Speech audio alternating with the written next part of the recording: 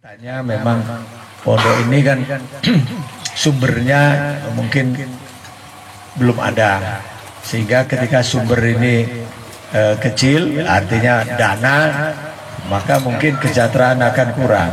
Harapan saya dengan adanya nanti ini, saya beri nama wisata Pasir Gibug ini akan menjadi tempat wisata yang banyak dikunjungi orang, ya menggunakan kayak seperti istilahnya ya Islami yang begitu, dan akhirnya dibentuklah sebelah barat ini nanti untuk pondoknya dan sebelah timur nanti untuk wisatanya. Lah wisata itu untuk apa? Untuk mendukung keuangan dan memberikan tambahan kesejahteraan kepada orang yang ada di dalamnya, khususnya ya pesantren ini. Intinya tadi awalnya ke sana. Tapi lama-lama ternyata bukan hanya pesantrennya, nggak mungkin tanpa melibatkan warga. Oleh karena itu warga desa Pananggapan ini yang nanti mungkin lebih banyak diuntungkan, terutama dari aparat kelurahan, mungkin kecamatan. Kita ini yang mungkin warga yang asli Pananggapan tentu saja akan merasa bangga ya, bahwa keberadaan nanti wisata Pasir Gibug ini memang untuk mendukung kelangsungan daripada Mubaruk Ulum saat-saat ini.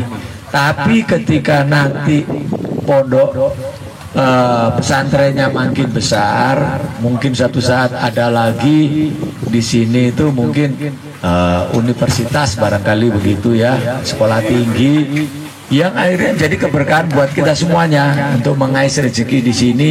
Lah tujuan saya kenapa saya buka Pasir Gibug, agar yang sekarang ini kondisinya itu ya mungkin yang kita terima tiap bulannya itu belum begitu memadai. Harapan saya dapat tambahan.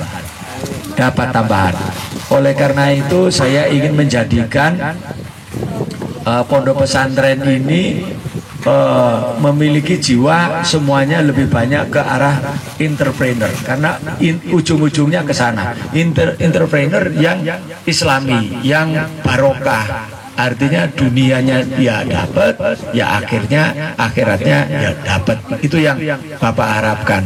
Oleh karena itu ya doa dari semua yang ada ini sangat penting.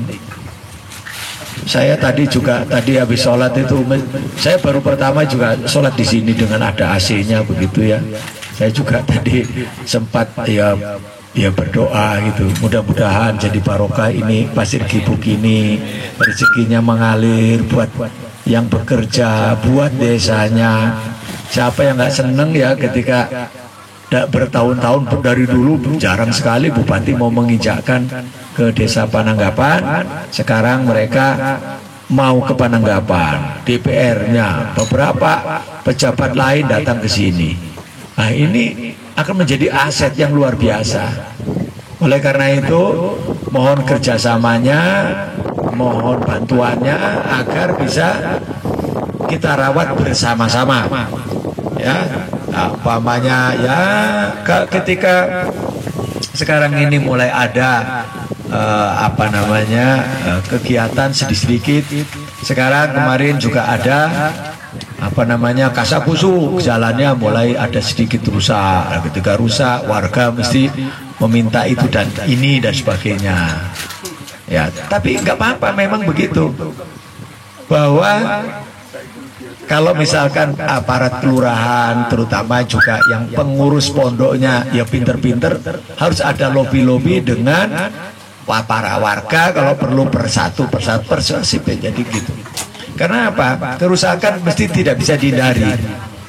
Ketika nanti ini banyak antrian mobil-mobil, wah, aku bikin macet. Tapi barokah buat ya anak-anak keturunan kita, cucu kita yang ada di sini mesti akan lebih baik. Nah gitu, itu harapan saya kan begitu. Jadi ketika nanti jalan itu ada sedikit rusak, ya kita berpikir Nah, rusak ini enaknya bagaimana? Masa terus kemudian saya berupaya untuk membangun pondok, membangun ini apa namanya wisata yang nanti jadi dikenal. Kemudian juga dibebani hal-hal yang gitu, di mana jalan itu adalah kewajibannya pemerintah. Ya Pak Lurah bersama timnya, aparatnya harus datang ke bupati, nanti diprakasai oleh orang pondok untuk komunikasi dengan bupati. Kapan hari Bu Bupati, ya bupatinya pingin ketika ada peresmian Pasir Gibuk minta diundang lagi. Nah, apalagi kalau nanti kita mungkin ada dana lagi, kita bangun di sini tempat penginapan, nanti tempat outbound. Nah itu nanti akan menjadi ladang amal, mungkin buat saudara-saudara juga yang tadi istrinya nganggur, ya misalnya sekarang bisa dijadikan untuk kasirnya, jadikan untuk jaga ini, jaga untuk apa namanya mainan-mainan. Ini kita sudah pesen mainan yang swing, kuda-kudaan yang otomatis, ya untuk anak-anak ini sudah dipesenin dan harganya mahal. Tapi saya katakan ini memang untuk dipancingan. Ketepatan alhamdulillah dapat rezeki dari laboratoriumnya, kita berikan ke sini. Yang kalau nanti dikelola dengan baik, ini akan jadi berkembang. Makanya saya ingin semoga tanah di sini diberkahi seperti halnya di Mekah. Kenapa? Ya karena ada doa. Ketika orang-orang, para santri, para gurunya semua berdoa untuk kebaikan tanah di sini di Pananggapan, keberkahan rezeki yang melimpah, nanti pedagang juga nanti akan datang ke sini semuanya. Nah ini semua kita sama-sama gitu loh. Ya, kalau semua berdoa, insya Allah Allah Maha mendengar. Nanti, ya harapan saya begitu ya. Jadi ya, Pasir Gibuk secara pelan-pelan ini mulai berbenah, mulai terlihat sedikit indah. Nanti makin setiap tahun selalu berubah. Jangan tiap tahun ya, 6 bulan aja kita selalu berubah. Banyak nanti akan. Kita akan bikinkan ya tempat, mungkin saya perlu nanti mungkin bikin semacam ini yang ininya besi untuk gokar. Nah ini selalu apa namanya Pak dibikin apa namanya luas, kurang lebih enggak tahu itu 40 kali 40, ada anunya Pak, ada tutupnya sehingga ada kehujanan. Nanti ada tempat untuk penontonnya apa ada sebagainya yang masuk itu.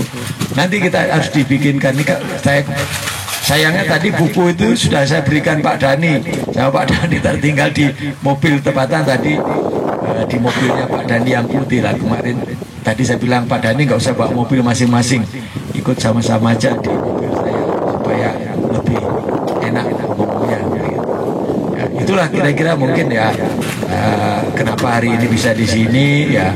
Saya pertama ya memperkenalkan anak-anak saya supaya nanti inilah yang nanti mengurus-ngurus kalau mungkin ya saya beralangan, saya tidak ada itu, jadi biar mulai rasa cinta itu ditimbulkan.